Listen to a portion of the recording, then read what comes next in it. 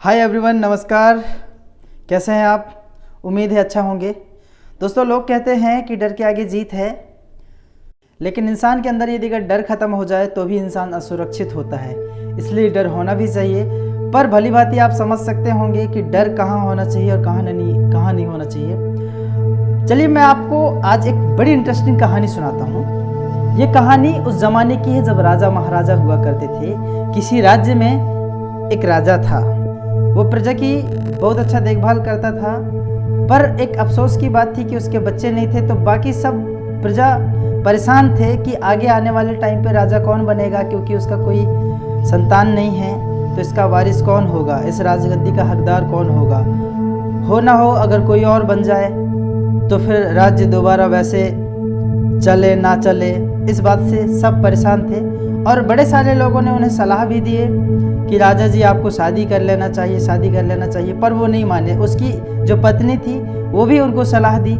फिर एक दिन राजा सोचा कि क्यों ना देखते हैं, सब मेरे सामने तो बोलते हैं पर लोग अपने से क्या डिस्कस करते हैं। ये सोच के निकल गया अपने प्रजा के पास अपना वेश बदल करके। एक घर में पहुंचा तो वहां देखते हैं कि 3 कन्या थी जो तीनों आपस में डिस्कस कर रही थी राजा के बारे में। बातें हो रही थी कि राजा की शादी हो जानी चाहिए, राजा को दूसरी शादी कर लेना चाहिए था। अब 3 बहन के बीच ये डिस्कस भी हो गया कि आप क्या सोचती हो। तो बड़ी बहन बोलती है कि मैं मंत्री से शादी करना चाहती हूँ। मझली बहन बोलती है कि मैं रसोइये से शादी करना चाहती हूँ। और जो छोटी बहन थी वो बोलती है कि काश मेरा शादी राजा से हो जाती तो मैं रानी बन जाती। ये सोच दोनों बहन बहुत हंसे। इसी बीच किसी ने दरवाज़ा खटखटाया पानी के बहाने। छोटी बहन दरवाज़ा खोलती है और उसे पानी देती है, और राजा धन्यवाद कहते हुए वहाँ से चला जाता है। दोनों बहन छोटी बहन से पूछते हैं कि कौन है। तो छोटी बहन का जवाब आता है कि पता नहीं, कोई राजाओं जैसे चमक था। तो दोनों बड़ी बहन बोलती है राजा ही ना हो, पकड़ लेना चाहिए था। ये बोल के हंस पड़े। सुबह हुआ। सुबह राजा आदेश दिया कि उन तीनों बहन को लेकर के आए राज दरबार में। तीनों बहन को दरबार में पेश किया गया। उनसे अपनी अपनी ख्वाहिश पूछा गया। वही जो रात में डिस्कस हो रहा था, सब अपना अपना सुनाया गया। तो राजा ने आदेश दिया कि इन तीनों की ख्वाहिश पूरी की जाए। शादी हो गई। शादी होने के बाद दोनों बहन छोटी बहन से जलने लगी, क्योंकि उन्हें लगा कि अब हमारी छोटी बहन हम पे राज करेगी, क्योंकि वो रानी बन चुकी है। कुछ दिनों के बाद राजा के यहाँ एक पुत्र जन्म हुआ। दोनों बड़ी बहन छल कपट से उसको जानवर के बच्चे घोषित कर दिए, और जो बच्चा था उसको नदी में बहा दिया गया। राजा को बहुत क्रोध आया, लेकिन उसे लगा कि शायद मेरी किस्मत में नहीं है, इसलिए ये सब हो रहा है। ऐसे ही दिन बीतता गया। कुछ दिनों के बाद में दूसरा पुत्र जन्म हुआ। दूसरे पुत्र में भी यही छल कपट के साथ दोनों बहनें ने फिर से जानवर के बच्चे घोषित कर दिए, और दूसरे पुत्र को भी नदी में बहा दिए। राजा को इस बार बहुत गुस्सा आया, पर क्या करे, कुछ कर भी नहीं सकता था। तीसरी बार फिर पुत्र जन्म लिया। इस बार पुत्री हुई थी, उसको भी नदी में बहा दिया गया और जानवर के बच्चे घोषित कर दिया गया।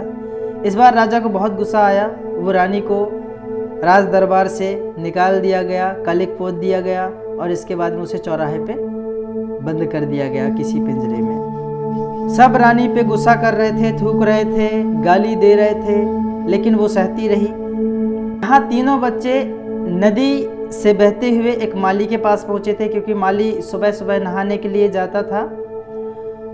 तो ये देखा कि उसके पास एक एक करके 3 बच्चे आए थे, वही पले बड़े तीनों बच्चे। एक का नाम जय, दूसरे का नाम विजय, जो छोटी थी वो नंदिनी।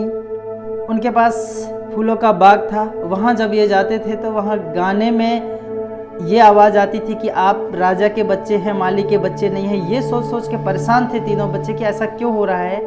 एक दिन वो माली से पूछ बैठे कि बाबा जी ऐसा क्यों हो रहा है। बड़ा ज़ोर ज़बरदस्ती करने के बाद उन्होंने ये बताया कि ये सच है बेटा कि आप मेरे बच्चे नहीं हैं।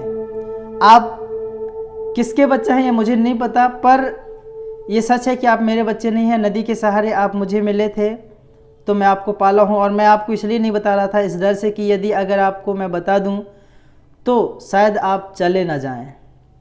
ये कहते हुए अपने प्राण त्याग दिए क्योंकि वो बूढ़ा हो चुका था।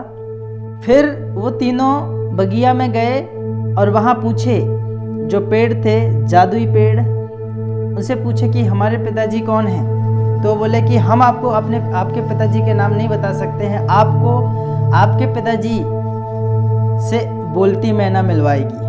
बोलती मैना जो कि श्वेत महाद्वीप में आपको मिलेगा। वहाँ आप जाएंगे, एक बड़ा गुफा है, वहीं आपको श्वेत महाद्वीप में बोलती मैना मिलेगी। दूसरे ही दिन जय निकल पड़ा।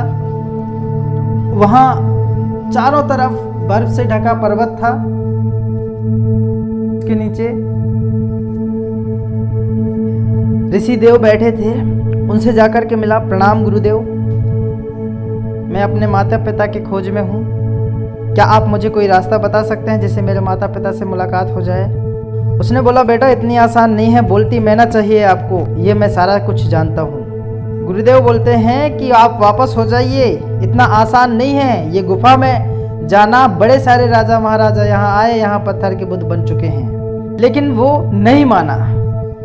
एक बॉल दिया गया और बोला गया कि जैसे ही आपको कोई परेशान करते नजर आता है या कोई खतरा दिखता है तो आप ये बॉल उछालना, आपके सामने से खतरा टल जाएगा। बॉल लेकर जय गुफा में प्रवेश किया। जैसे ही गुफा में प्रवेश किया, अंधेरा हो गया और भयानक भयानक आवाज़ें आने लगी। बॉल उछालना शुरू कर दिए तो वो सब गायब हो गया। अचानक ही आवाज़ आई नंदिनी की, भैया मुझे बचाओ। जब पीछे मुड़ के देखा, पत्थर के बुत बन गया। यहाँ विजय और नंदिनी परेशान हो चुकी थी क्योंकि काफ़ी टाइम हो चुका था, जय का कोई पता नहीं था। तो विजय निकल गया और विजय के साथ भी कुछ दिनों के बाद सेम वही हुआ। अब नंदिनी परेशान रहने लगी।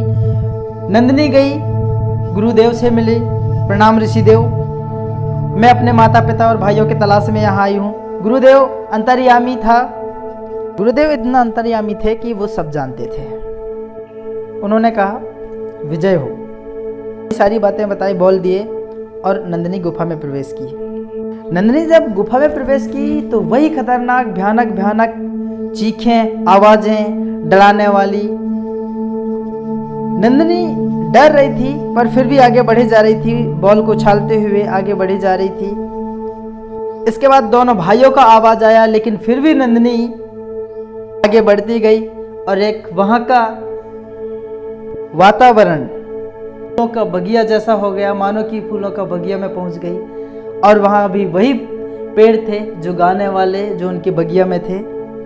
नंदिनी को देख उनकी स्वागत सम्मान होने लग गया और आगे बढ़ती गई। जैसे ही आगे बढ़ी, बोलती मैना दिखाई दी। बोलती मैना के पिंजरे को जैसे ही नंदिनी हाथ लगाई, वहाँ तूफान मच गया, हवा चलने लग गई। नंदिनी की आंखें बंद हो गई। थोड़ी देर के बाद देखते हैं जब आंखें खुलती है तो वहाँ ना तो कोई गुफा था, ना तो कोई ऋषि देव थे और ना ही कोई भयानक आवाज। वहाँ सिर्फ राजा महाराजा और उसके दो भाई थे।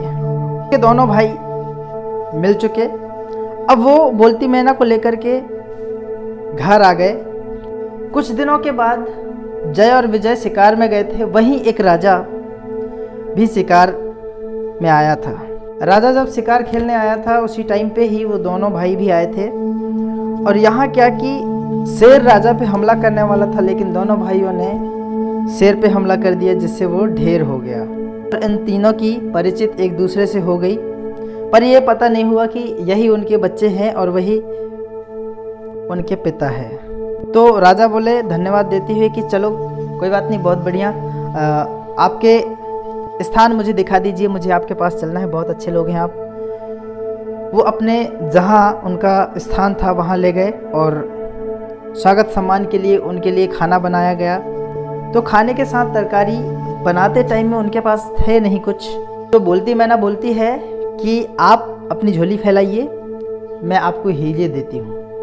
बोलती मैना बोलती है कि आज आपको मोतियों की तरकारी बनानी है और जहाँ राजा बैठे वहाँ पे मुझे रख दीजिएगा। नंदिनी वैसी की राजा को स्वाद अच्छा लगा मोतियों की तरकारी का, तो नंदिनी से राजा बोलते हैं कि ये काय की तरकारी है। नंदिनी बोलती मोतियों की, मोतियों की तरकारी भी भला हो सकता है क्या? बोलती मैना इसी बीच बोल पड़ी,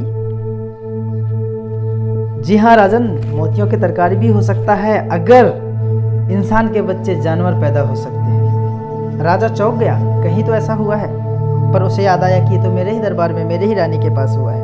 और राजा बोले क्या मतलब आपका? तो बोले राजन, ये जो 3 बच्चे हैं ये आप ही के बच्चे हैं। छल कपट के साथ इनको नदी में बहा दिया गया था और जानवर के बच्चे घोषित कर दिया गया था। इस तरह सब एक दूसरे से मिल चुके और बोलती मैना को भी आज़ाद कर दिया गया। तीनों बच्चों को लेकर के राजा अपने दरबार में आया और रानी को भी सम्मान समेत दरबार में लेकर के आया, महल में लेकर के आया। और जो 2 बहनें थी बड़ी नंदिनी रानी की, उनको सजा दिया गया। कहानी यही समाप्त होती है। दोस्तों, डर इंसान को कामयाबी दिलाती है, लेकिन पता होना चाहिए कहाँ डर हो और कहाँ डर ना हो। अगर नंदिनी डर जाती कि मैं पत्थर की बुत बन जाऊंगी, मैं नहीं जाती, तो ना माता पिता मिलते ना भाई मिलते हैं। लेकिन वही एक और डर बना रहा कि अगर मैं नहीं गई तो मेरे माता पिता और भाई बहन नहीं मिल पाएंगे। तो डर के आगे ही जीत है, लेकिन डर भी होना चाहिए, क्योंकि डर इंसान को सुरक्षित रखता है। Thank you.